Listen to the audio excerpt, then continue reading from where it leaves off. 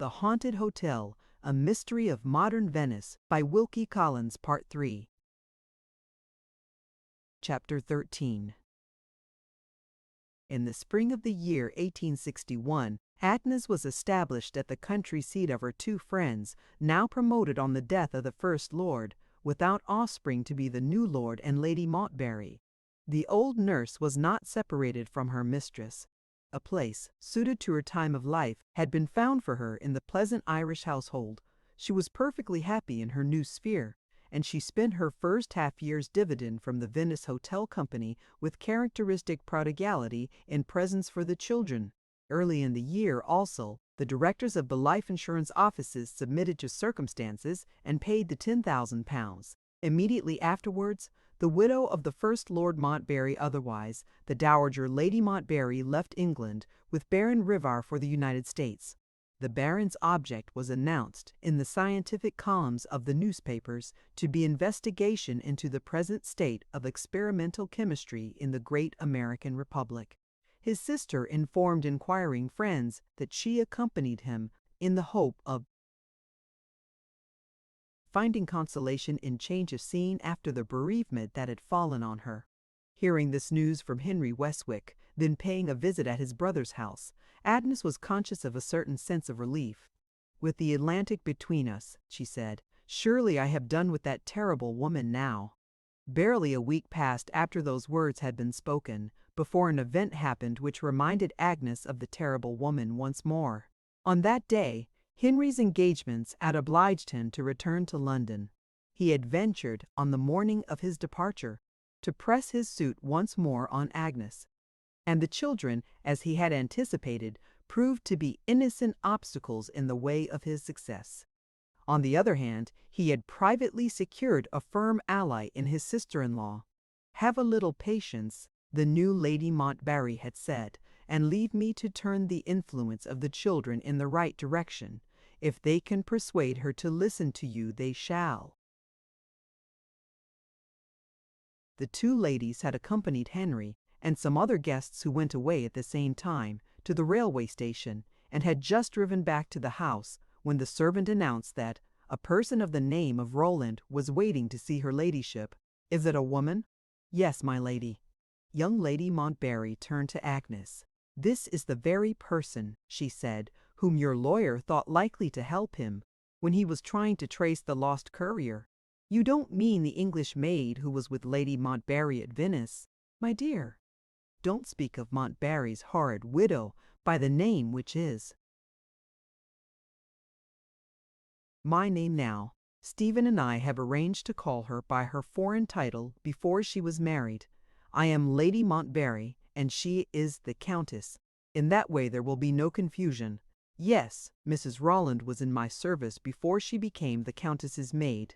She was a perfectly trustworthy person, with one defect that obliged me to send her away, a sullen temper which led to perpetual complaints of her in the servants' hall. Would you like to see her?" Agnes accepted the proposal, in the faint hope of getting some information for the courier's wife. The complete defeat of every attempt to trace the lost man had been accepted as final by Mrs. Ferrari.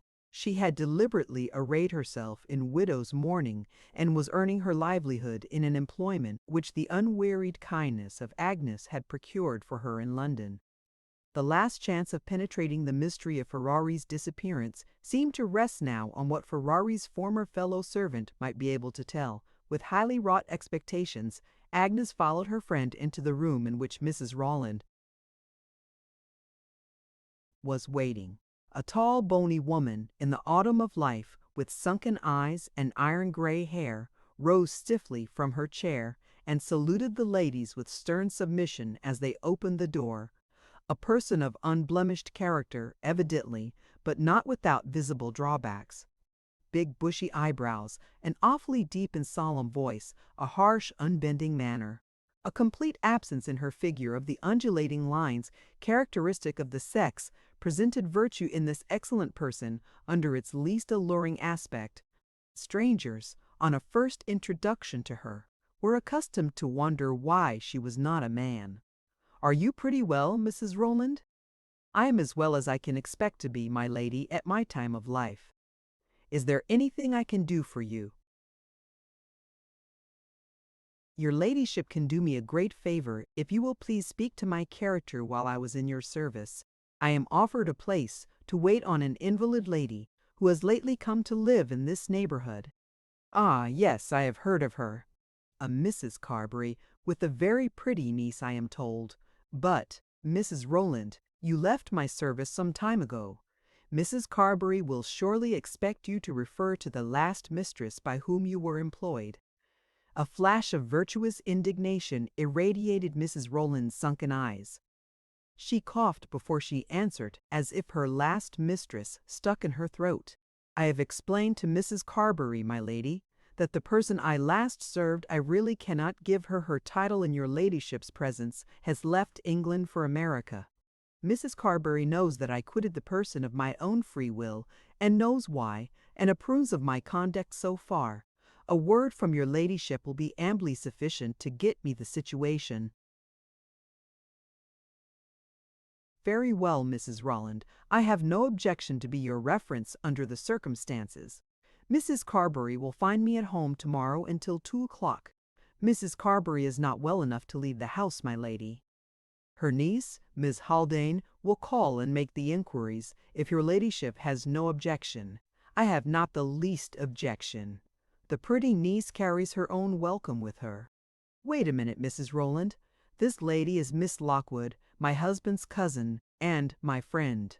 She is anxious to speak to you about the courier who was in the late Lord Montbarry's service at Venice. Mrs. Rowland's bushy eyebrows frowned in stern disapproval of the new topic of conversation. I regret to hear it, my lady, was all she said. Perhaps you have not been informed of what happened after you left Venice, Agnes ventured to add. Ferrari left the palace secretly, and he has never been heard of since. Mrs. Rowland mysteriously closed her eyes as if to exclude some vision of the lost courier, which was of a nature to disturb a respectable woman. Nothing that Mr. Ferrari could do would surprise me, she replied in her deepest bass tones. You speak rather harshly of him, said Agnes. Mrs. Rowland suddenly opened her eyes again. I speak harshly of nobody without reason, she said. Mr. Ferrari behaved to me, Miss Lockwood, as no man living has ever behaved before or since. What did he do? Mrs. Rowland answered with a stony stare of horror. He took liberties with me. Young Lady Montbarry suddenly turned aside and put her handkerchief over her mouth in convulsions of suppressed laughter. Mrs. Rowland went on, with a grim enjoyment of the bewilderment which her reply had produced in Agnes. And when I insisted on an apology, miss, he had the audacity to say that the life at the palace was dull, and he didn't know how else to amuse himself. I'm afraid I have hardly made myself understood, said Agnes. I am not speaking to you out of any interest in Ferrari. Are you aware that he is married? I pity his wife, said Mrs. Rowland. She is naturally in great grief about him, Agnes proceeded. She ought to thank God she is rid of him, Mrs. Rowland interposed. Agnes still persisted. I have known Mrs. Ferrari from her childhood, and I am sincerely anxious to help her in this matter. Did you notice anything while you were at Venice that would account for her husband's extraordinary disappearance? On what sort of terms, for instance, did he live with his master and mistress? On terms of familiarity with his mistress, said Mrs. Rowland, which were simply sickening to a respectable English servant. She used to encourage him to talk to her about all his affairs, how he got on with his wife, and how pressed he was for money, and such like, just as if they were equals. Contemptible, that's what I call it. And his master? Agnes continued. How did Ferrari get on with Lord Montbarry? My lord used to live shut up with his studies and his sorrows, Mrs. Rowland answered with a hard solemnity expressive of respect for his lordship's memory. Mr. Ferrari got his money when it was due, and he cared for nothing else. If I could afford it, I would leave the place too, but I can't afford it. Those were the last words he said to me on the morning when I left the palace. I made no reply. After what had happened on that other occasion, I was naturally not on speaking terms with Mr. Ferrari. Can you really tell me nothing which will throw any light on this matter? Nothing, said Mrs. Rowland, with an undisguised relish of the disappointment that she was inflicting. There was another member of the family at Venice, Agnes resumed, determined to sift the question to the bottom while she had the chance. There was Baron Ryvar. Mrs. Rowland lifted her large hands, covered with rusty black gloves, in mute protest against the introduction of Baron Ryvar as a subject of inquiry. "Are you aware, miss," she began, "that I left my place in consequence of what I observed?" Agnes stopped her there. "I only wanted to ask," she explained, "if anything was said or done by Baron Ryvar which might account for Ferrari's strange conduct." "Nothing that I know of," said Mrs. Rowland. "The Baron and Mr. Ferrari, if I may use such an expression, were birds of a feather. So far as I could see, I mean, one was as unprincipled as the other. I am a just woman, and I will give you an example. Only the day before I left, I heard the Baron say through the open door of his room, while I was passing along the corridor, 'Ferrari, I want £1,000. What would you do for £1,000? And I heard Mr. Ferrari answer, 'Anything, sir, as long as I was not found out.' And then they both burst out laughing. I heard no more than that. Judge for yourself, miss." Agnes reflected for a moment. £1,000 was the sum that had been sent to Mrs. Ferrari in the anonymous letter. Was that enclosure in any way connected, as a result, with the conversation between the Baron and Ferrari? It was useless to press any more inquiries on Mrs. Rowland. She could give no further information which was of the slightest importance to the object in view. There was no alternative but to grant her dismissal. One more effort had been made to find a trace of the lost man, and once again the effort had failed. They were a family party at the dinner table that day. The only guest left in the house was a nephew of the new Lord Montbarry, the eldest son of his sister, Lady Barville. Lady Montbarry could not resist telling the story of the first and last attack made on the virtue of Mrs. Rowland, with a comically exact imitation of Mrs. Rowland's deep and dismal voice. Being asked by her husband what was the object which had brought that formidable person to the house, she naturally mentioned the expected visit of Miss Haldane. Arthur Barville, unusually silent and preoccupied so far, suddenly struck into the conversation with a burst of enthusiasm. "Miss Haldane is the most charming girl in all Ireland," he said. "I caught sight of her yesterday, over the wall of her garden, as I was riding by. What time is she coming tomorrow? Before 2. I'll look into the drawing-room by accident. I am dying to be introduced to her." Agnes was amused by his enthusiasm. "Are you in love with Miss Haldane already?" she asked. Arthur answered gravely, "It's no joking matter. I have been all day at the garden wall, waiting to see her again. It depends on Miss Haldane to make me the happiest or the wretchedest man living." "You foolish boy, how can you talk such nonsense?" He was talking nonsense undoubtedly, but if Agnes had only known it, he was doing something more than that.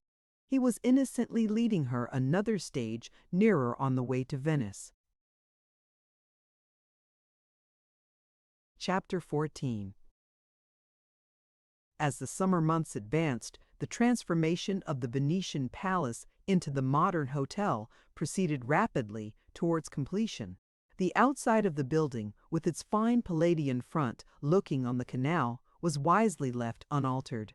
Inside, as a matter of necessity, the rooms were almost rebuilt so far, at least as the size and the arrangement of them were concerned. The vast saloons were partitioned off into apartments containing 3 or 4 rooms each. The broad corridors in the upper regions afforded spare space enough for rows of little bedchambers, devoted to servants and to travelers with limited means. Nothing was spared but the solid floors and the finely carved ceilings. These last, in excellent preservation as to workmanship, merely required cleaning and regilding here and there, to add greatly to the beauty and importance of the best rooms in the hotel. The only exception to the complete reorganization of the interior was at one extremity of the edifice on the first and second floors. Here there happened in each case to be rooms of such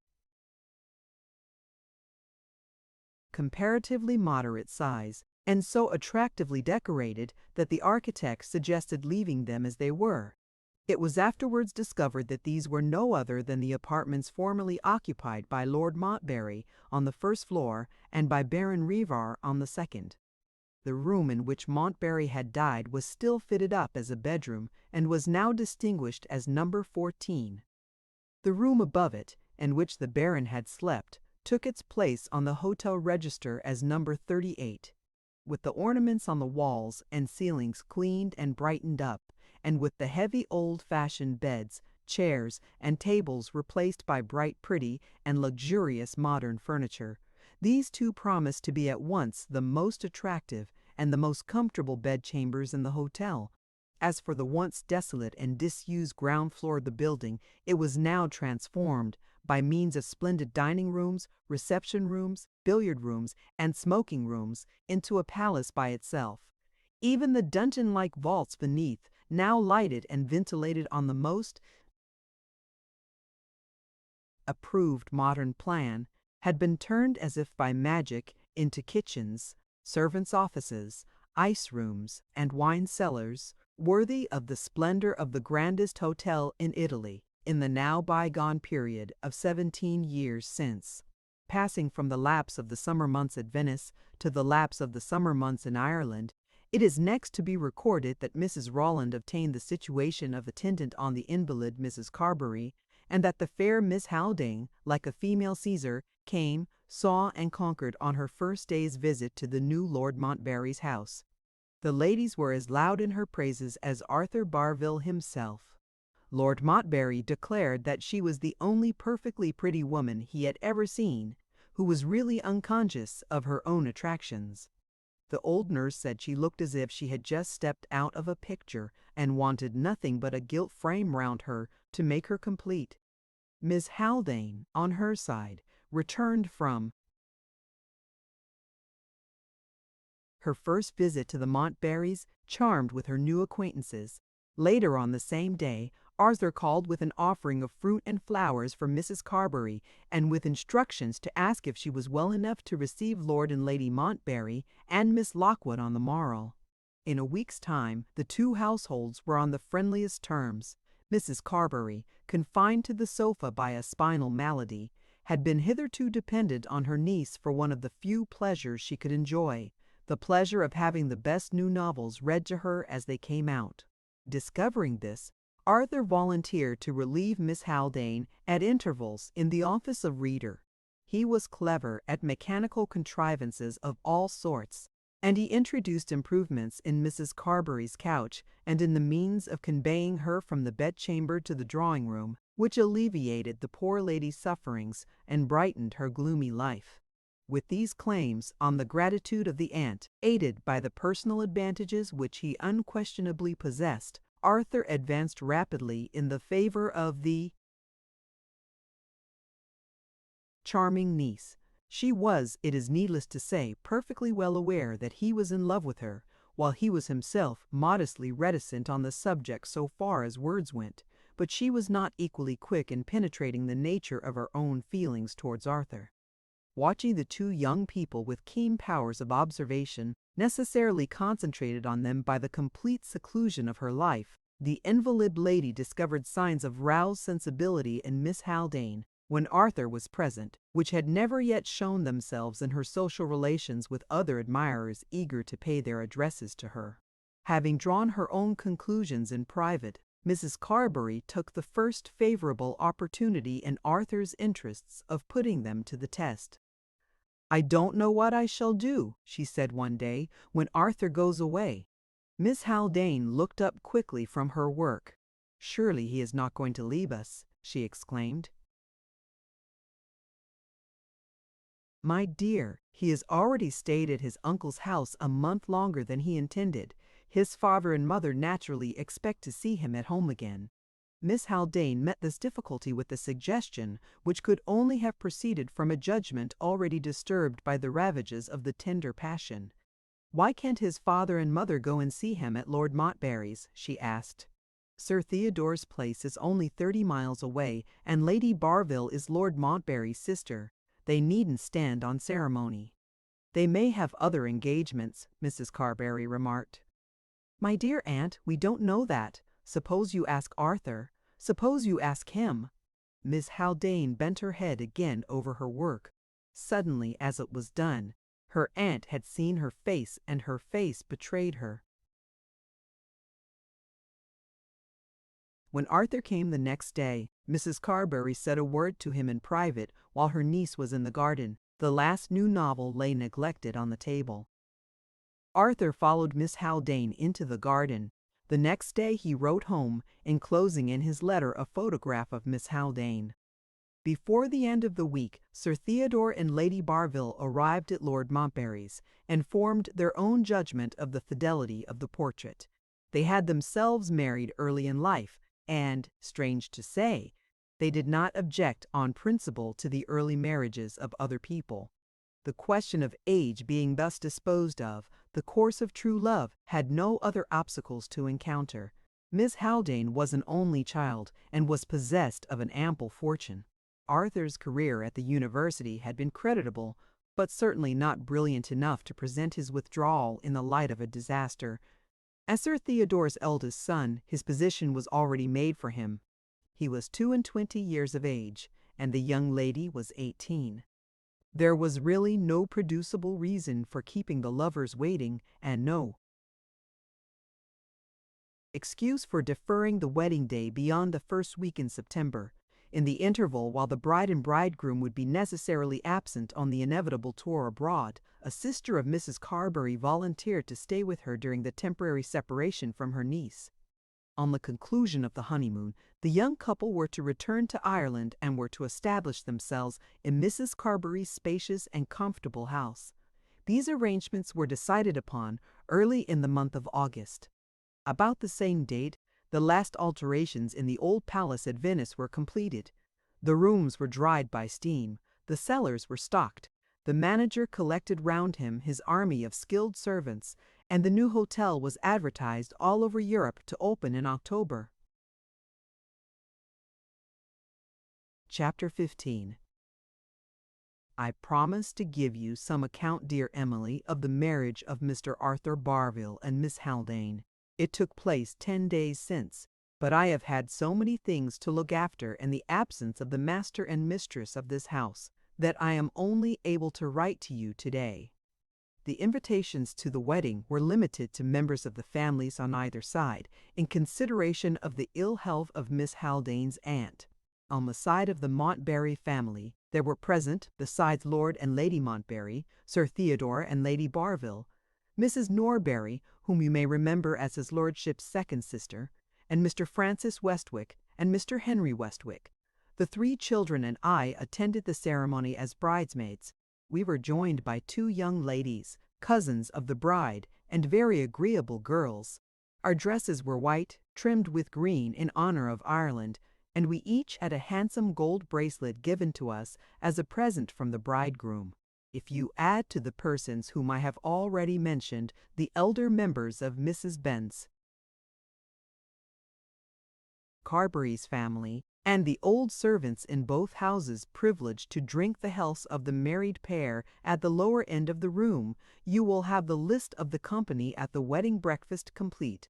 The weather was perfect, and the ceremony with music was beautifully performed. As for the bride, no words can describe how lovely she looked, or how well she went through it all. We were very merry at the breakfast, and the speeches went off on the whole quite well enough. The last speech before the party broke up was made by Mr. Henry Westwick, and was the best of all. He offered a happy suggestion at the end, which has produced a very unexpected change in my life here. As well as I remember, he concluded in these words: "On one point we are all agreed. We are sorry that the parting hour is near, and we should be glad to meet again. Why should we not meet again? Why should we not meet again? This is the autumn time of the year. We are most of us leaving home for the holidays. What do you say if you have no engagements that will prevent it to joining our young married friends before the close of their tour and renewing the social success of this delightful breakfast by another festival in honor of the honeymoon? The bride and bridegroom are going to Germany and the Tyrol on their way to Italy. I propose that we allow them a month to themselves and that we arrange to meet them afterwards in the north of Italy, say at Venice. This proposal was received with great applause, which was changed into shouts of laughter by no less a person than my dear old nurse. The moment Mr. Westwick pronounced the word Venice, she started up among the servants at the lower end of the room and called out at the top of her voice, "Go to our hotel, ladies and gentlemen. We get 6% on our money already. And if you will only crowd the place and call for the best of everything, it will be 10% in our pockets in no time. Ask Master Henry." Appealed to in this irresistible manner, Mr. Westwick had no choice but to explain that he was concerned as a shareholder in a new hotel company at Venice, and that he had invested a small sum of money for the nurse, not very considerately, as I think, in the speculation. Hearing this, the company, by way of humoring the joke, drank a new toast: success to the nurse's hotel and a speedy rise in the dividend. When the conversation returned in due time to the more serious question of the proposed meeting at Venice, difficulties began to present themselves, caused of course by invitations for the autumn which many of the guests had already accepted. Only 2 members of Mrs. Carberry's family were at liberty to keep the proposed appointment. On our side we were more at leisure to do as we pleased. Mr. Henry Westwick decided to go to Venice in advance of the rest, to test the accommodation of the new hotel on the opening day. Mrs. Norbury and Mr. Francis Westwick volunteered to follow him, and, after some persuasion, Lord and Lady Montbarry consented to a species of compromise. His lordship could not conveniently spare time enough for the journey to Venice, but he and Lady Montbarry arranged to accompany Mrs. Norbury and Mr. Francis Westwick as far on their way to Italy as Paris. 5 days since, they took their departure to meet their traveling companions in London, leaving me here in charge of the 3 dear children. They begged hard, of course, to be taken with Papa and Mamma, but it was thought better not to interrupt the progress of their education and not to expose them, especially the 2 younger girls, to the fatigues of traveling. I have had a charming letter from the bride this morning, dated Cologne. You cannot think how artlessly and prettily she assures me of her happiness. Some people, as they say in Ireland, are born to good luck, and I think Arthur Barville is one of them. When you next write, I hope to hear that you are in better health and spirits, and that you continue to like your employment. Believe me, sincerely your friend, A.L. Agnes had just closed and directed her letter when the eldest of her 3 pupils entered the room with the startling announcement that Lord Montbarry's traveling servant had arrived from Paris. Alarmed by the idea that some misfortune had happened, she ran out to meet the man in the hall. Her face told him how seriously he had frightened her before she could speak. "There's nothing wrong, miss," he hastened to say. "My lord and my lady are enjoying themselves at Paris. They only want you and the young ladies to be with them." Saying these amazing words, he handed to Agnes a letter from Lady Montbarry. "Dearest Agnes," she read, "I am so charmed with a delightful change in my life. It is 6 years, remember, since I last traveled on the continent that I have exerted all my fascinations to persuade Lord Montbarry to go on to Venice, and, what is more to the purpose, I have actually succeeded. He has just gone to his room to write the necessary letters of excuse in time for the post to England. May you have as good a husband, my dear, when your time comes. In the meanwhile, the one thing wanting now to make my happiness complete is to have you and the darling children with us. Montbarry is just as miserable without them as I am, though he doesn't confess it so freely. You will have no difficulties to trouble you. Louis will deliver these hurried lines and will take care of you on the journey to Paris. Kiss the children for me 1,000 times, and never mind their education for the present. Pack up instantly, my dear, and I will be fonder of you than ever. Your affectionate friend, Adela Montbarry. Agnes folded up the letter and, feeling the need of composing herself, took refuge for a few minutes in her own room. Her first natural sensations of surprise and excitement at the prospect of going to Venice were succeeded by impressions of a less agreeable kind. With the recovery of her customary composure came the unwelcome remembrance of the parting words spoken to her by Montbarry's widow. "We shall meet again here in England, or there in Venice, where my husband died, and meet for the last time." It was an odd coincidence, to say the least of it, that the march of events should be unexpectedly taking Agnes to Venice after those words had been spoken. Was the woman of the mysterious warnings and the wild black eyes still thousands of miles away in America? Or was the march of events taking her unexpectedly too on the journey to Venice? Agnes started out of her chair, ashamed of even the momentary concession to superstition which was implied by the mere presence of such questions as these in her mind. She rang the bell and sent for her little pupils and announced their approaching departure to the household. The noisy delight of the children, the inspiriting effort of packing up in a hurry, roused all her energies. She dismissed her own absurd misgivings from consideration with the contempt that they deserved. She worked as only women can work when their hearts are in what they do.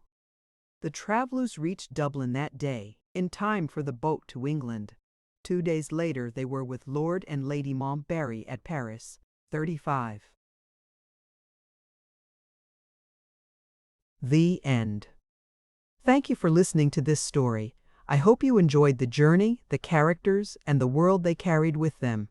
If you enjoyed this audiobook, please subscribe to the channel and leave a comment below. Your support helps keep these stories alive and allows more timeless books to be shared with listeners around the world. Until next time, thank you for listening.